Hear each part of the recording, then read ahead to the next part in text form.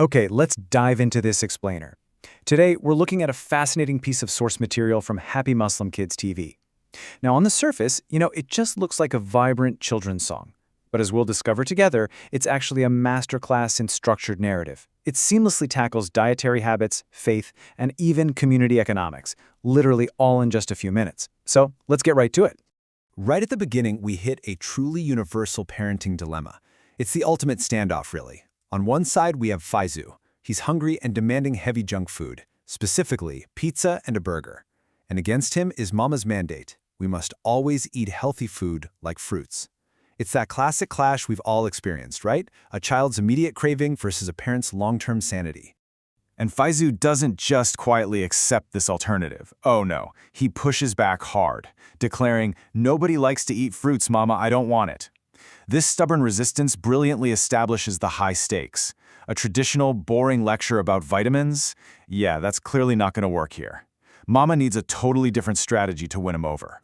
Section 1. Singing for our supper. Transforming resistance into praise. So the crucial point is how Mama handles this. Instead of arguing, she completely changes the energy of the room with a visual distraction. She brings out this colorful, yummy fruit basket. And here is how she executes the pivot. She says, "Let's sing a nice song thanking Allah for all the fruits. Bismillah, let's start today." Notice she doesn't actually tell him to eat, she invites him to sing. By invoking Bismillah, which translates to "in the name of Allah," before starting the song, she elevates healthy eating from a boring chore into a foundational lesson in spiritual gratitude. It's just a brilliant redirection tactic. Section 2. The colorful fruit catalog. Mapping physical traits to divine gifts. Now, what's really interesting here is how we enter the lyrical core of the Nasheed, which totally mimics the energetic bounce of a classic nursery rhyme. Notice how methodically the lyrics break down each item. For every single fruit, bright sensory adjectives are juxtaposed with a foundational religious concept. For instance, the apple is red and sweet, which is directly linked to being a treat from Allah. The banana is yellow long bright, showing Allah made it just right. But it goes beyond just looking at the fruit. Take the orange, which is full of juice. This introduces an action trait. Peel it, share it, that's good use, seamlessly teaching generosity right alongside nutrition. The mango makes hearts feel wide, and strawberries, with their tiny seeds, prove Allah knows our yummy needs. It is a highly effective way to link our physical, sensory experience directly to divine providence. Holding all of these descriptions together is this recurring, super catchy chorus. Alhamdulillah for every fruit, crunchy, juicy, soft, and cute. Now, Alhamdulillah translates to praise be to God.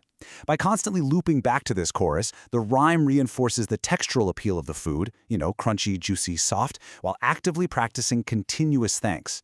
The physical and the spiritual are literally tied together in every single verse. Section 3. Healthy bodies, healthy faith. The dual impact. The lyrics actually break down this philosophy into a highly logical progression. Step 1, one by one we say His name Allah. This sets the intention, right? It's the mindful recognition of the Creator before consuming. Then step 2, every bite we praise the same. This structures the act of eating as a continuous practice of faith. And finally, step 3, healthy hearts and bodies too, delivers the result. Physical nourishment and spiritual awareness aren't separate chores here at all, they are achieved simultaneously. It's an incredibly holistic worldview packaged perfectly for a toddler. Let's move to Section 4 and see how this builds. Supporting the Ummah, the real-world call to action.